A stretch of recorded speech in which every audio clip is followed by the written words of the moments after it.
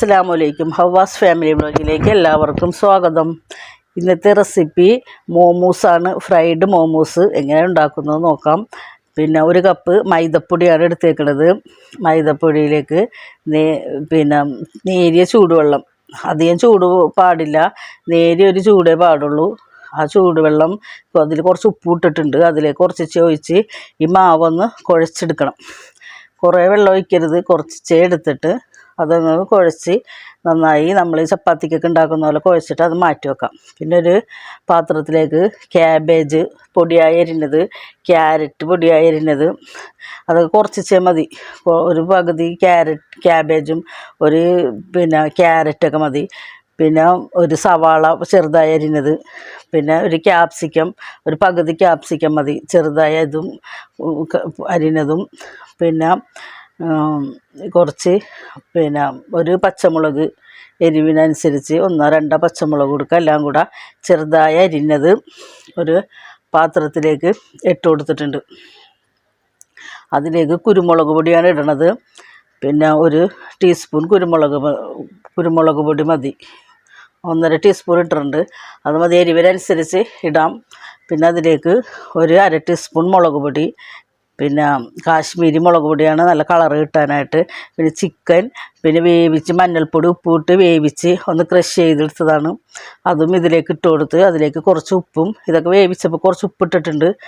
അതിലേക്ക് കുറച്ച് സോയാ സോസും ഒഴിക്കുന്നുണ്ട്. കുറച്ച് സോയാ സോസും ഒഴിച്ച് എല്ലാം കൂടെ നന്നായി ഒന്ന് മിക്സ് ചെയ്തെടുക്കണം. നല്ലതുപോലെ ഒന്ന് മിക്സ് ചെയ്തെടുക്കണം.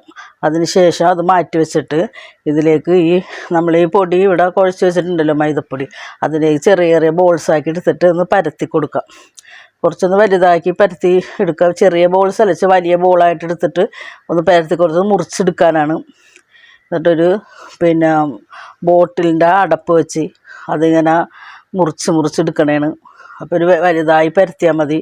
കുറച്ചൊരു വലിയ ഉണ്ട എടുത്തിട്ട് അതൊന്ന് വലുതായി പരത്തിയിട്ട് ഇതേപോലെ ഒരു എന്തെങ്കിലും അടപ്പ് വെച്ചിട്ടൊന്ന് മുറിച്ചെടുത്താൽ മതി. അത് അപ്പോൾ നല്ല റൗണ്ടിൽ വരും. എന്നിട്ട് അതിൻ്റെ നടുക്കായിട്ട് ഈ മിക്സ് വെച്ച് കൊടുക്കുക. മിക്സ് വെച്ച് കൊടുത്തിട്ട് ഇതിൻ്റെ അരിക്ക് നന്നായി ഇങ്ങനെ നെറിവ് പോലെ മടക്കി കൊടുക്കണം. നെറിവ് പോലെ അങ്ങോട്ട് ചുരുട്ടി ഒരു ഇതിലങ്ങോട്ട് ഇങ്ങനെ നെറിവ് എടുക്കില്ല നമ്മൾ, അതേപോലെ ഇങ്ങനെ പതുക്കെ ഇങ്ങനെ മടക്കി കൊടുക്കണം. എന്നിട്ട് എല്ലാ ഭാഗവും അങ്ങനെ മടക്കി കൊടുക്കണം. ഇതിലധികം പാടൊന്നുമില്ല ഇങ്ങനെ ചെയ്യാനായിട്ട്. നമ്മൾ കയ്യിൽ വെച്ചിട്ട് തന്നെ മറ്റേ കൈ വെച്ചിട്ട് നെറിവിടണ പോലെ ആക്കി കൊടുത്താൽ മതി. അപ്പോൾ തന്നെ അതിൻ്റെ മുകളിൽ തന്നെ ഒരു ഇതുപോലെ വരും, കെട്ട് പോലെ വരും. ഇതിങ്ങനെ കെട്ട് പോലെ ഇങ്ങനെ പിരിച്ച് പോലെ വെച്ചാൽ മതി. നെറിവിട്ടിട്ട് വേണം ഇങ്ങനെ വെക്കാനായിട്ട്, എന്നാലേ ഇത് ശരിയാവുള്ളൂ. അങ്ങനെ എല്ലാം അതേപോലെ ചെയ്യുക. ആ മൈദ എന്തോരമുണ്ട് അതെല്ലാം ഇതുപോലെ തന്നെ ചെയ്ത് ഇതേപോലെ നിറവിട്ട് ഇങ്ങനെ ഇതാക്കി വെക്കാം. പിന്നെ ഇത് എല്ലാം അങ്ങനെ തന്നെ ചെയ്ത് ഈ മിക്സ് തീരണ വരെയും ആ പൊടി തീരണ വരെ നമുക്കങ്ങനെ ഉണ്ടാക്കി വെക്കാം. ഇത് കണ്ടുകൊണ്ടിരിക്കുമ്പോൾ തന്നെ ഒന്ന് സബ്സ്ക്രൈബ് ചെയ്ത് സപ്പോർട്ട് ചെയ്യണം. ലൈക്ക് ചെയ്യാനും ഷെയർ ചെയ്യാനും കമൻറ്റ് ചെയ്യാനൊന്നും മറക്കരുത് കേട്ടോ. ഇത് നമുക്ക് ആവിയിൽ വേവിച്ച് കൊടുക്കുക. ഫ്രൈ ചെയ്തും വേണമെങ്കിൽ എടുക്കാം. ഞങ്ങളിത് ഫ്രൈ ചെയ്താണ് എടുക്കുന്നത്. ഇതിൽ ആവിയിൽ വേവിക്കണമെങ്കിൽ ഇതിൽ കുറച്ച് ഇടിയപ്പമൊക്കെ ഉണ്ടാക്കണ ആ പാത്രത്തിൽ കുറച്ച് വെള്ളം വെച്ചിട്ട് ആവിയേറ്റെടുക്കാം. അല്ലെങ്കിൽ ഇത് വെളിച്ചെണ്ണയിലിട്ടിട്ട് ഇത് വറുത്തെടുക്കാം. ഇപ്പം ഇതെല്ലാം കൂടി ഉണ്ടാക്കി വെച്ചിട്ടുണ്ട്.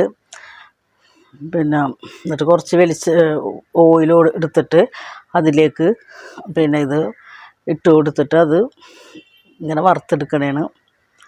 തിരിച്ചും മറിച്ചും ഇട്ട് വറുത്തെടുക്കാം. നല്ല ടേസ്റ്റാണ്. ഇത് നമുക്ക് കടയിൽ പോയി ഒന്നും കഴിക്കേണ്ട ആവശ്യമില്ല. നമുക്ക് കുട്ടികൾക്കൊക്കെ വീട്ടിൽ തന്നെ ഉണ്ടാക്കി കൊടുക്കാം. ഇത് നല്ല ഫ്രൈ ചെയ്തതിൻ്റെ ഉള്ളിൽ നല്ല ചിക്കൻ്റെയും ഇതൊക്കെ ഉള്ളതുകൊണ്ട് നല്ല ടേസ്റ്റായിരിക്കും. എല്ലാവരും ഒന്ന് ഉണ്ടാക്കി നോക്കണം.